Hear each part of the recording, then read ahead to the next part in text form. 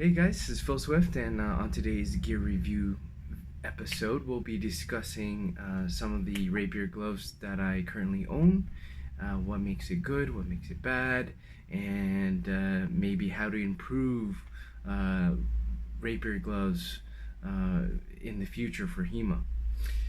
So first off, let's take a look at these regular padded gloves.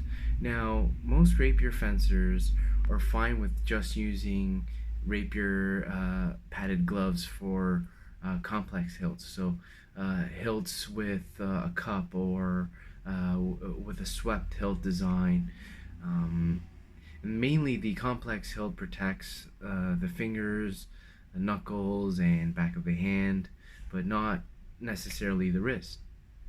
So, I mean, granted, people can just parry better and we won't need a protective glove, but I mean, that's not always going to happen, right? So, when you're using a simple hilt like a side sword hilt, you would definitely require a glove that has more rigid protection over the fingers, the knuckles, and the back of the hand, as well as the wrist. Whereas in complex hilts, you only need to protect parts of the back of the hand and the wrist. But also, the no matter what sword hilt you're using, you would need your offhand to be covered, as occasionally you'll tend to take a hit to the offhand when an opponent's cutting at you, and your natural reaction is to uh, put your offhand in front of your face and protect your face or your body, right? I mean, it happens. It's you know could something be done differently? Yeah, for sure. But I mean, most of the time when you're trying to sweep blades with your offhand, or out of reflex will try to block a swing with your offhand's going to get hit. So you'll see in a lot of tournaments that fencers mainly have more protection on their offhand than their main hand. The second glove we're going to look at is the Spaz Rapier glove. Now, these are very nice for padded gloves. The padding is thicker and harder than regular padded gloves. And the cuff is made out of a tougher material, which adds protection to the forearm. The only problem that I would mention about these gloves is that there isn't real actual protection on the wrist. As you can see here, um, there is no protection on the wrist whatsoever. There's also a hole on the side for electronic devices. Perhaps, I mean, granted, it can easily be covered up with tape or a piece of leather. Uh, but overall, this is still a beautiful glove. It is definitely my favorite padded glove to be used on a complex hilt, but it doesn't necessarily have enough protection for a simple hilt. Third up, I've seen fencers use the SG five finger gloves in tournaments, either on their main hand or just only on their secondary hand. Now, as a rapier fencer, sometimes, I mean, we do prefer to have our left hand or non-dominant hand protected. The SG five finger glove does have good amounts of protection for a simple hilt like a side sword. It is definitely perhaps a little bit overkill for the complex hilts. What I don't like about the SG is that it is too bulky for a complex hilt. So you'll find that the knuckle will tend to rub against the hilt or push against it. So you can't really get your index finger into the incastle sometimes.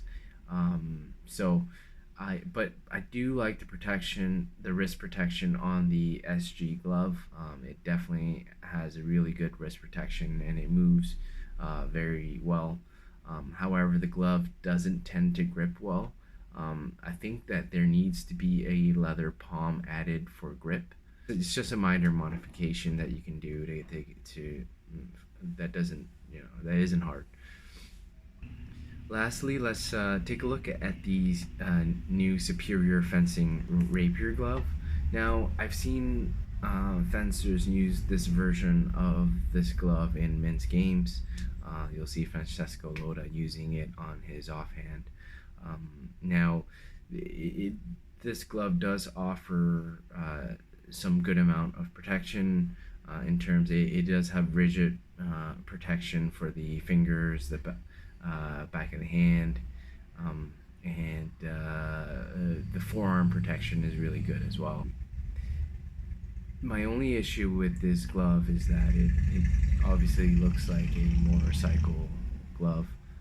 There are gaps in between the fingers with no protection at all. There is absolutely no protection at all on the wrist. But I mean, however, that's very common, as you can see with Rapier gloves. The only glove that has protection on the wrist so far is the SG glove. So taking a look at some of the options out here in the market, the question comes down to what kind of protection do we need for a glove when using rapier, which is a complex hilt rapier or a simple hilt rapier. The problem is that complex hilt requires, or what we know is that complex hilt rapiers require less protection, whereas simple hilts need more. So is it possible to get a glove that has all the protection needed for a simple hilt as well as a complex hilt? Now, we know that when using a complex hilt, we mainly need protection on the back of the hand, the wrist, and the forearm. We can agree that we can agree that both, no matter what rapier you use, your offhand needs to be very well protected.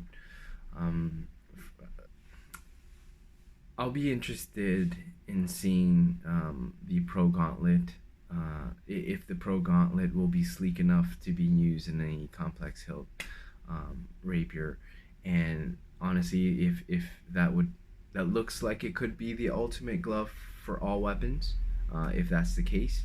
Anyways, I truly hope that a future glove designer can design something that we can use for both the complex and the simple hilt rapiers. We need something that has enough protection for both, but is literally sleek enough to be used in a complex hilt.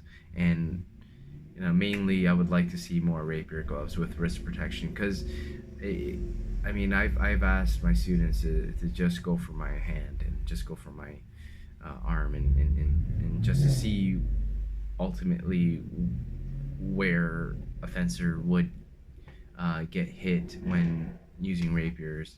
And most of the shots that would land if I wasn't parrying are generally in the wrist. Unless you're using a side sword, then it'll most likely be on the back of the hand or the knuckle. But what I do notice is that where most gloves lack protection in the wrist, and I just want to get that message across, is that I feel like rapier gloves can use more protection in the wrist. It'd be nice to have a glove with articulated wrist with protection. Would be awesome. And I hope this information is useful for the glove designers out there.